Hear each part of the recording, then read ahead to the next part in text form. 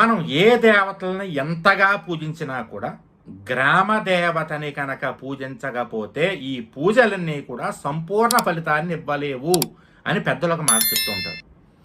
గ్రామ దేవతకి పూజ జరగకపోతే ఆ వంశము అభివృద్ధి చెందదు, వంశము శోభిల్లదు అని పెద్దలు చెప్తూ ఉంటారు.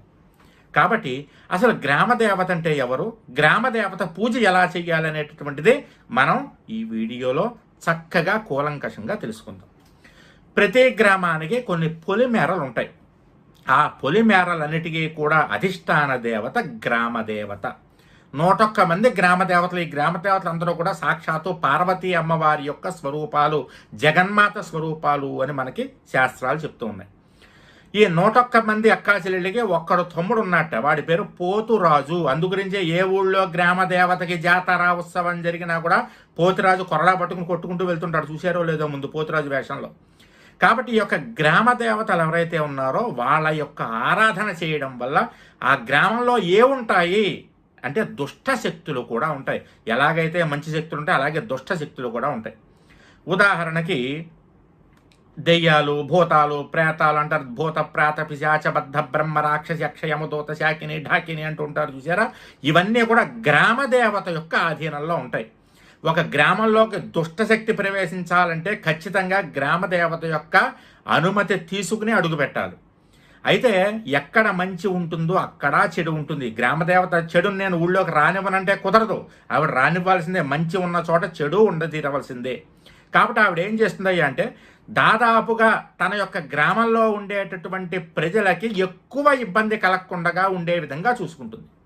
అయినప్పటికీ కూడా యొక్క దుష్ట శక్తులు ఉంటాయి. ఇవన్నీ కూడా దొంగతనంగా ఆవిడ చూడకుండా ఊళ్ళోకి ప్రవేశించే ఆత్మల రూపంలోనో దెయ్యాల రూపంలోనో పీడిస్తూనే ఉంటాయి ప్రజలు.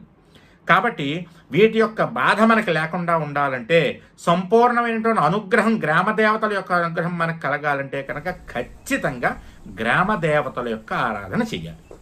ఇక మన గ్రామ దేవత ఎవరు ఎలా తెలుసుకోవడం అంటే మనం ఏ ఊళ్ళో పుట్టామో ఆ ఊరి గ్రామ దేవతనే మన గ్రామ దేవతగా భావించాలి. ఇది ఒకటి. ఇక రెండోది, ఏ ఊళ్ళో మనం 3 ఏళ్ల కంటే ఎక్కువ కాలం నివాసం ఉన్నామో ఆ ఊరి గ్రామ దేవతను కూడా మన గ్రామ దేవతగా భావించాలి. ఇది 2. ఇక మూడవది, మనం ప్రస్తుతం ఏ ఊళ్ళో అయితే ఉన్నామో ఆ ఊళ్ళో గ్రామ దేవతను కూడా మన గ్రామ దేవతలుగా భావించాలి. ఇది 3 అన్నమాట.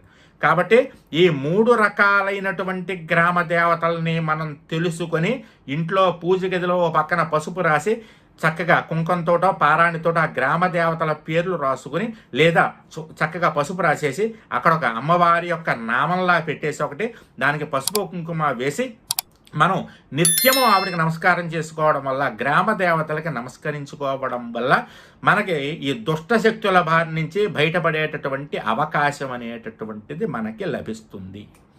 ఆ గాలి ధూళి అనేటటువంటివి మన మీదకి రాకుండా, వాటి యొక్క ప్రభావం మనకి పడకుండా ఉండాలంటే మన గ్రామ దేవత యొక్క ఆరాధన మనం చెయ్యాలి. ప్రతి అమావాస్య రోజు అమ్మవారికి గారెలు, మినప గారెల్ని నైవేద్యం పెట్టడం వల్ల మీ ఇంట్లోనే చేసుకోండి, తప్పేం లేదు.